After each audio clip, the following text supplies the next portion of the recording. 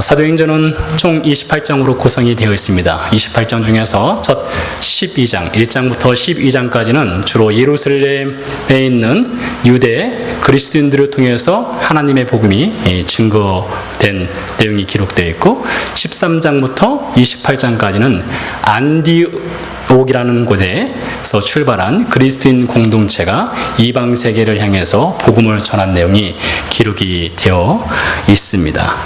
예수님께서 가이사라 빌립보에 가셨을 때에 베드로로부터 신앙 고백을 들었습니다. 우리가 잘 아는 주는 그리스도시요 살아계신 하나님의 아들이십니다 라는 고백을 들었을 때에 예수님께서 베드로에게 이렇게 말씀하셨습니다. 내가 이 반석 위에 내 교회를 세우리니 음부의 권세가 결코 이기지 못하리라 라는 말씀을 주셨습니다.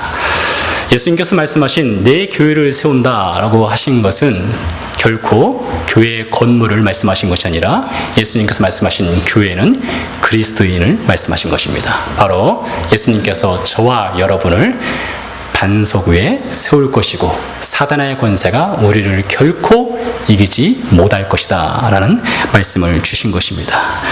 다시 한번 정리하지만 교회는 건물이 아닙니다. 교회는 그리스도인입니다. 교회는 예수 그리스도를 믿는 신자가 바로 교회인 것입니다. 몽고의 수도인 올란바토르라는 곳에 가면 돌골족 속의 명장인 투엔쿠쿠라는 사람이 남긴 글귀가 비문에 새겨져 있습니다. 아주 유명한 글귀인데 글귀의 내용은 이렇습니다. 성을 쌓는 자는 망한다. 그러나 길을 만드는 자는 흥한다 라는 내용입니다. 유목생활을 하던 돌골 족속이기 때문에 성을 쌓는다는 것은 그들에게 무의미하고 무가치한 것이었습니다. 유목생활을 하는 돌골 족속한테는 목초지를 따라 찾아서 늘 이동을 해야만 했습니다. 목초지를 찾아서 다른 땅을 정복하고 그러다 보니까 늘 길을 만드는 것에 그들은 신경을 쓰고 길을 만드는 데 예를 썼던 것입니다. 몽고의 투엔쿠쿠가 길을 만드는 데 관심을 두고 있었다면 예수님께서는 사람에게 관심을 두셨습니다. 예수님께서 이 땅에 오신 목적이 무엇입니까? 사람 때문에 오셨습니다. 예수님께서 십자가에 못 박혀 죽으신 이유가 무엇입니까? 사람 때문입니다. 예수님께서 부활하신 이유 역시 사람 때문입니다. 예수님께서 제자들을 통해서 온 천하 만민에게 나가 복음을 전하라 이렇게 말씀하신 이유도 죄인을 구원하여 교회인 그리스도인을 세우기 위해서 주님께서 제자들에게 복음을 전하라고 말씀했습니다. 그런데 몽고의 투엔쿠쿠가 성이 아닌 길에 관심을 두고 성을 쌓는 데 관심을 두지 않았는데 인류 역사를 살펴보면 특별히 성경의 역사와 기독교 역사를 살펴보면 왠지 교회의 그리스도인들은 성을 쌓는데 매우 집착한 것을 볼 수가 있습니다. 솔로몬이 13년에 걸쳐서 하나님의 성전을 완공을 했습니다. 그리고 그가 봉헌을 했습니다. 열왕기상 9장에 보면 하나님께서 솔로몬의 꿈에 나타나셔서 이렇게 말씀하셨습니다. 네가 건축한 이 성전을 내가 거룩히 여기고 내 이름을 영원히 그 가운데 두리라. 그러나 이게 중요한 포인트입니다. 그러나 네가 만일 나의 율법과 계명을 따르지 않고 지키지 않는다면 내가 거룩하게 구별한 이 성전일지라도 내 앞에서 던져버리리라. 성전의 존재 가치는 얼마나 가치 있고 비싼 재료로 성전을 건축했느냐가 아닙니다. 성전의 존재 가치는 그 성전에서 하나님 말씀을 듣고 지켜 행하여 사는가, 그것에 성전의 존재 가치가 있는 것이었습니다. 그렇기 때문에 하나님께서 내가 이 성전에 내 이름을 두리라. 그러나 네가 율법을 지키지 않으면 네가 아무리 화려하게 짓고 이 웅장한 성전일지라도 내가 이 성전을 파괴하리라 이렇게 말씀하신 거였습니다. 아이러니하게도 솔로몬이 성전을 지은 이후에 시대가 지나면서 이스라엘 백성들은 성전에 집착을 하게 되었습니다. 성전을 집착하다 보니까 성전이 하나님보다 더 커졌습니다. 그리고 성전이 우상이 되었습니다.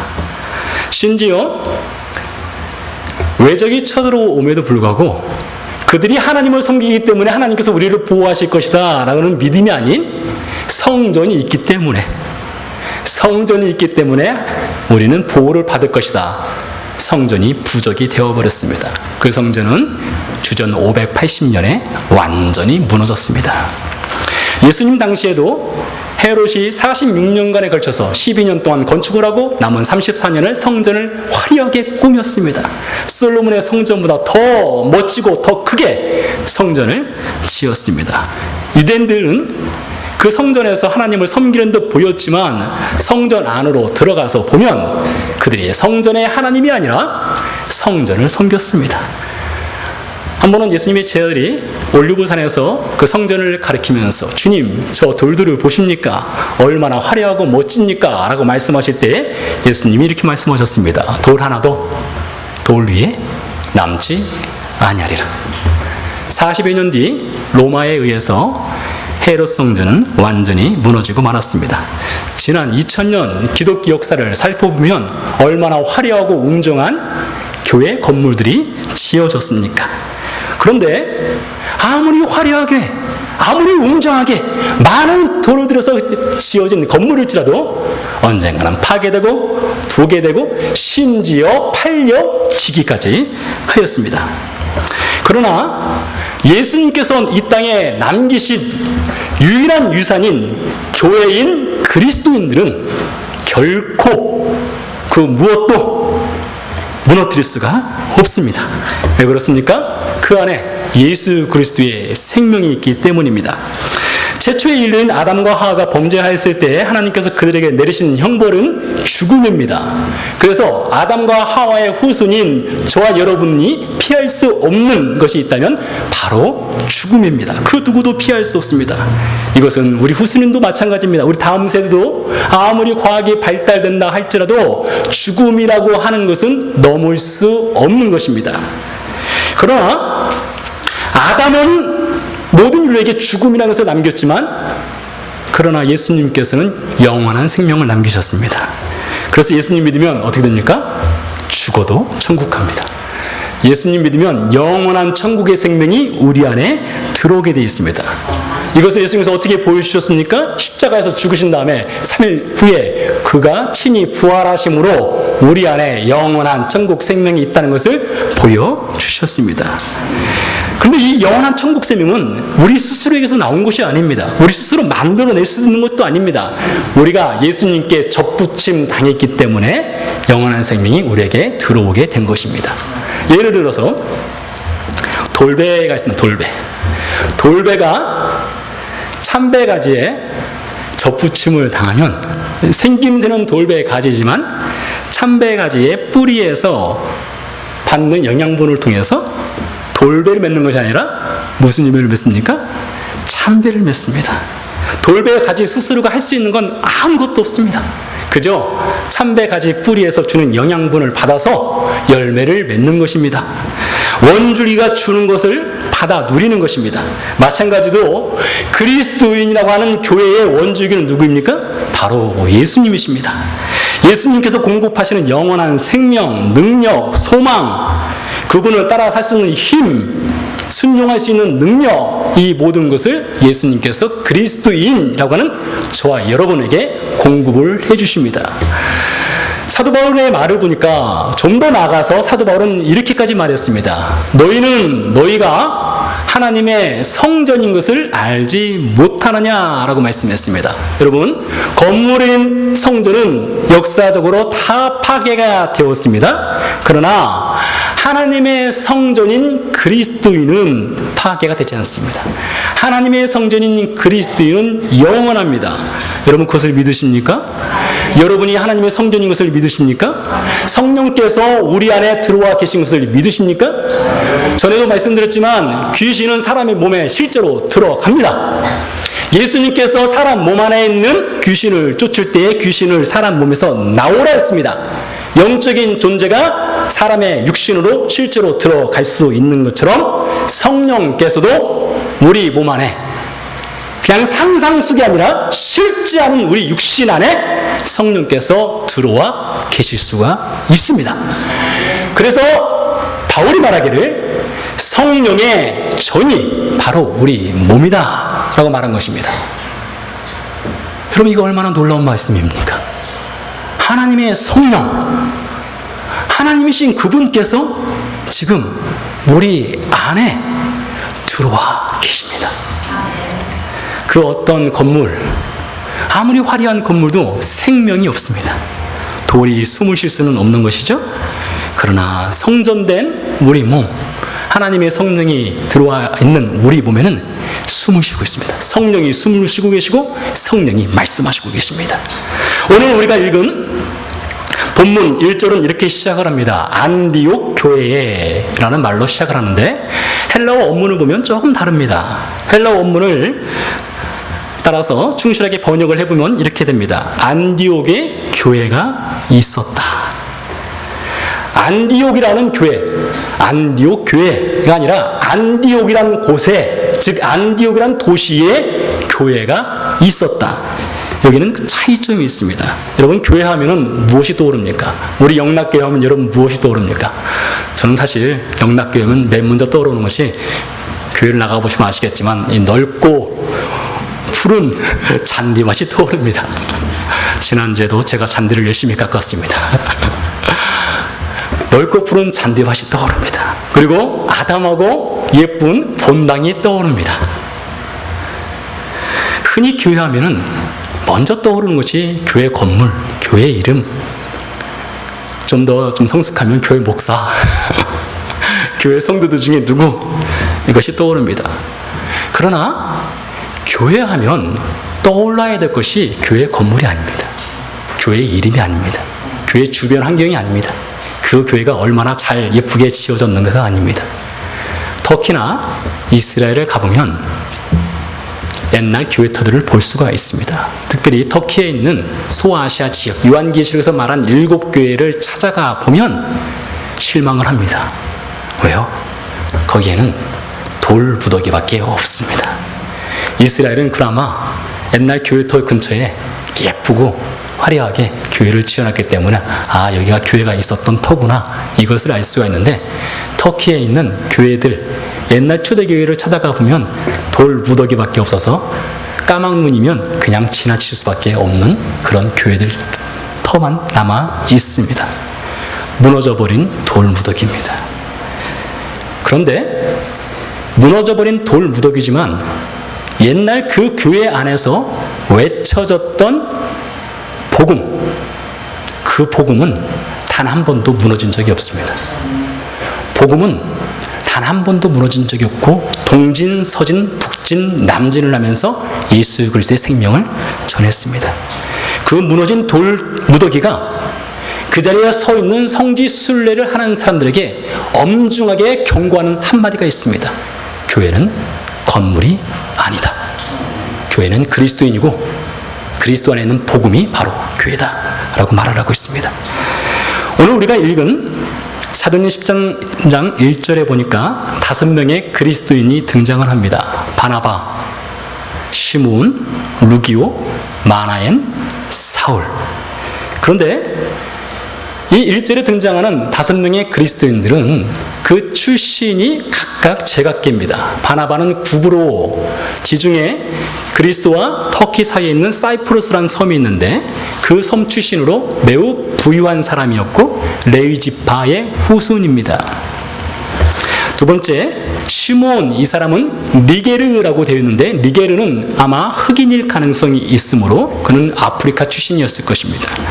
세 번째, 구레네 사람 루기오, 구레네 역시 북아프리카에 있는 한 지역이므로 그 역시 아프리카 출신이었을 것입니다. 네 번째, 헤롯의 젖동생 마나엔, 그는 아마 고위층 출신이었을 것입니다. 다섯 번째, 사울, 잘 아시는 것처럼 율법사이면서 바리새인, 그리고 교사, 정치인, 핍박자, 그러나 훗날 복음 전도자가 된 사람입니다. 전혀 어울릴 수 없는 5명이 안디옥이라는 곳에서 그리스도인들을 섬기고 있었습니다. 전혀 출신도 다르고 혈통도 다르고 삶의 배경이 다릅니다. 이스라엘에 가면 올리브 열매를 10월에서 11월경에 추수를 하게 되어 있습니다. 올리브 열매를 추수해서 주로 두 가지 용도로 사용하는데, 첫 번째는 올리브 열매를 삭혀서 먹기도 하고, 두 번째는 올리브 기름을 짜서 먹기도 합니다. 농부가 올리브 열매를 추수해서 기름을 짤 때 올리브 열매를 보면 잘생긴 것도 있고 예쁜 것도 있고 못생긴 것도 있고 큰 것도 있고 작은 것도 있고 상처난 것도 있고 상처가 나지 않은 것도 있습니다. 농부의 관심은 이 열매가 얼마나 잘생겼느냐, 얼마나 예쁘냐, 얼마나 크냐가 아닙니다. 농부의 관심은 그 열매를 으깨는 겁니다. 그리고 기름을 만드는 것입니다. 잘생겼든 못생겼든 예쁘든 작든 크든 상처가 있든 상처가 없든 그 열매는 맷돌에 다 갈리게 되어 있습니다. 갈리고 나오는 것은 결국에 기름만 남는 것입니다. 바로 이것이 교회입니다. 안디옥에 있는 그리스도인들은 그렇게 살았습니다. 출신이 다르고 성분이 다르고 학벌이 다르고 성격이 다르고 전혀 어울릴 수 없는 사람들인 것 같지만 그리스도라고는 원주기에 접붙임을 당한 하나님의 사람으로서 서로가 하나가 될 수가 있었던 것입니다. 여러분, 우리 교회를 보십시오. 이 건물 안에 들어와 있는 우리 그리스도인 역시 다 다릅니다. 저는 성격이 A형인데 최근에 A형은 소세지라는 소세지, 소심하고 새가 뭔지 모르겠습니다. 마지막 G는 지랄 같다라고 합니다. 그리고 아마 O형은 제가 듣기로 단무지라고 하던가요? 네, 그 G가 끝에가 또 지랄 같다라는 것이랍니다. 모든 혈액형에는 다 지랄 같은 성격이 있다라고 말합니다. 성격이 다릅니다. 학벌도 다릅니다. 살아온 배경도 다릅니다. 삶의 환경도 다릅니다. 그러나 이 건물 안에 들어와 있으면 우리는 올리브 열매와 똑같습니다. 하나님 말씀이란 맷돌에 의해서 우리는 갈리게 되어 있습니다. 맷돌에 의해서 갈리고 나면 결국에 남는 것은 기름입니다. 순전한 그리스도인으로 남게 되는 것입니다. 그래서 이 건물 안에 들어와 있는 모든 그리스도인들은 누굴 보면서 저 사람 이렇게 잘생겼어, 저 사람 이렇게 이뻐, 저 사람 왜 이렇게 사는 거야, 왜 이런 말을 해? 할 필요가 없습니다. 언젠간 갈리게 돼 있고 언젠가는 으깨지게 돼 있고 언젠가는 그 육신의 죄성의 모습들이 깨어지게 돼 있고 결국에는 기름, 예수 그리스도의 사랑으로 변화가 되기 때문입니다. 그러한 사람들이 모였습니다. 전혀 다른 사람들이 모여서 하나가 되어서 사역을 하고 있을 때에 성령께서 그들에게 말씀하셨습니다. 2절 말씀 보니까 성령이 이르시되 내가 불러 시키는 일을 위하여 바나바와 사울을 따로 세우라 라고 말씀하셨습니다. 도대체 따로 세운다, 이것이 무슨 뜻입니까? 3절과 5절 사이에 그 이유가 나와 있는데 3절과 5절 사이에 보니까 특별히 4절 말씀 보니까 두 사람이 성령의 보내심을 받았다라고 되어 있습니다. 이방에 세워진 안디옥에 있는 그리스도인들, 아마 안디옥에 있는 그리스도인들은 신앙생활한 지가 대략 7년에서 8년 정도밖에 되지 않은, 그렇게 오래지 않은 신앙생활을 한 사람들이었을 것입니다. 그렇지만 그곳에서 최초로 이방 선교를 위해서 2명의 선교사가 파송이 되었는데 성령이 그들을 불러 세워서 파송하도록 하였습니다. 그래서 두 사람이 성령의 보내심을 받아서 안디옥을 떠나서 실루기아로 가게 되었습니다. 실루기아는 안디옥에서 남쪽으로 약 16마일 떨어진 항구 도시입니다. 그 항구 도시에 도착을 했다가 이들이 배를 타고 구브로라고 하는 섬으로 갔습니다. 구브로 섬에 있는 살람이라고 하는 곳에 도착을 해서 유대인들에게 하나님의 말씀을 전했다라고 되어 있습니다. 그들이 전한 장소는 유대인의 여러 회당입니다. 여러 회당에서 그들이 하나님 말씀을 전했는데 당시의 유대인들은 이 구브로라고 하는 섬에 많이 살고 있었습니다. 이스라엘에서 그리 멀지 않은 섬이기 때문에 핍박을 피해서 피난을 갔던 유대인들이 구브로 섬에 정착을 했고 특별히 살람이라고 하는 항구 도시에 많은 유대인들이 살고 있었음을 여러 회당이라는 것을 통해서 우리가 짐작을 해볼 수가 있습니다. 유대인들은 흩어져 살면서 회당을 지었습니다. 회당을 짓고 그곳에서 신앙생활을 하고 아이들에게 하나님 말씀을 가르쳤습니다. 교육기관으로 사용되기도 했습니다. 근데 유대인들이 회당을 지을 때 반드시 지키는 규칙이 하나 있었는데 회당의 출입문은 예루살렘을 향해서 반드시 만들었습니다. 회당을 출입할 때는 반드시 예루살렘 방향을 향해서 만들었고 예루살렘 방향을 향해서 회당 문을 만드는 이유는 언젠가 우리가 예루살렘으로 돌아가겠다라고 하는 의지를 표명한 것입니다. 그래서 회당은 예루살렘을 향한 이정표와 같았습니다. 그들이 왜 예루살렘으로 돌아가려 했을까요? 예루살렘에는 하나님의 성전이 있기 때문입니다. 하나님의 성전이 있는 그 예루살렘으로 언젠가 우리는 돌아간다. 여기 이 살라미에서 삶은 우리는 나그네의 삶이고 우리의 영원한 안식처는 예루살렘이다. 이것이 그들이 생각하는 것이었습니다. 그런데 바울이 그곳에 가서 바나바와 사울이 그곳에 가서 전한 메시지는 하나님의 말씀인데 그 하나님의 말씀은 너희가 돌아갈 것은 예루살렘의 화려한 성전이 아니라 예루살렘의 웅장한 성전이 아니라 너희가 돌아가야 될 곳은 하나님의 말씀이라고 했습니다. 예수 그리스도의 살아있는 생명의 복음으로 돌아와야 된다고 그들이 살라미에 있는 유대 회당들에서 증거하는 거였습니다.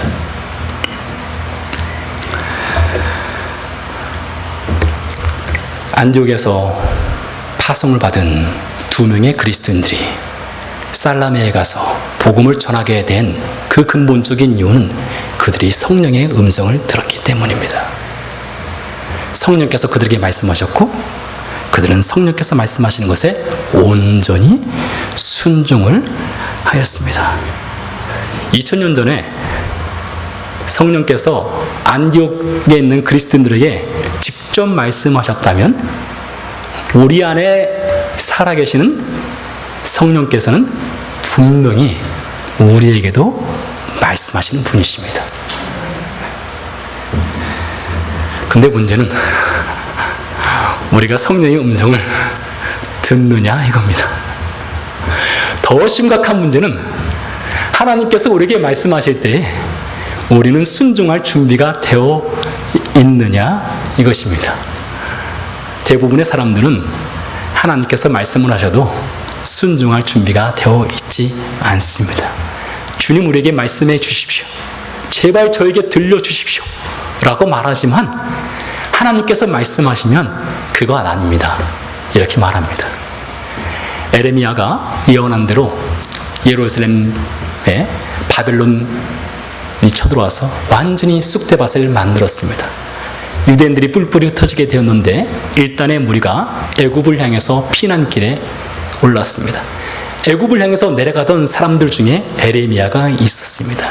그들 중에 피난민 지도자가 에레미야에게 찾아와서 이렇게 부탁을 했습니다. 선지자여, 우리가 애굽으로 내려가는 것이 하나님의 뜻인지 하나님께 한번 물어봐 주세요. 우리는 하나님의 말씀에 순종할 준비가 되어 있습니다. 그래서 에레미야가 그들의 말을 듣고 하나님께 기도했습니다. 하나님께서 에레미야 선지자를 통해서 말씀하셨습니다. 애굽으로 내려가지 말고 이 유대 땅에 머물러라. 에레미야가 하나님 말씀을 듣고 그들에게 찾아가서 하나님께서 저에게 말씀하시기를 당신들이 내려가야 될 것은 애굽이 아니라 쑥대밭이 되었지만 바벨론의 위협이 있지만 이곳 유대 땅에 머물라는 것이 하나님의 뜻입니다 라고 했습니다. 그들이 순종했습니까? 그렇지 않습니다. 하나님 말씀을 들려주세요. 우리가 따르겠습니다 라고 말했지만 정작 하나님 말씀이 그들에게 들려졌을 때에 그들의 생각과 달랐기 때문에 그들의 계획과 달랐기 때문에 그들은 순종하지 않고 애굽으로 내려갔고 결국에 패망을 하였습니다. 오늘날 성도들에게 하나님께서 말씀하십니다. 그분은 아브라함의 하나님, 이삭의 하나님, 야곱의 하나님, 곧 살아계신 하나님이시기 때문에 오늘도 여전히 말씀하시고 계십니다. 여러분 저를 주목하지 마시고 제 얼굴을 주목하지 마시고 제 손끝을 주목하지 마시고 하나님 말씀에 주목하십시오. 하나님께서 지금 말씀하시고 계시는데 문제는 우리가 그것을 듣고 순종할 준비가 되어 있느냐 이것입니다. 사람의 목소리는 너무 커도 들을 수 없고 너무 작아도 들을 수 없습니다. 그러나 우리 안에서 말씀하시는 성령님은 다른 사람은 못 들어도 우리는 스스로가 들을 수가 있습니다. 성령께서는 우리 안에서 말씀하시는 분이시기 때문입니다.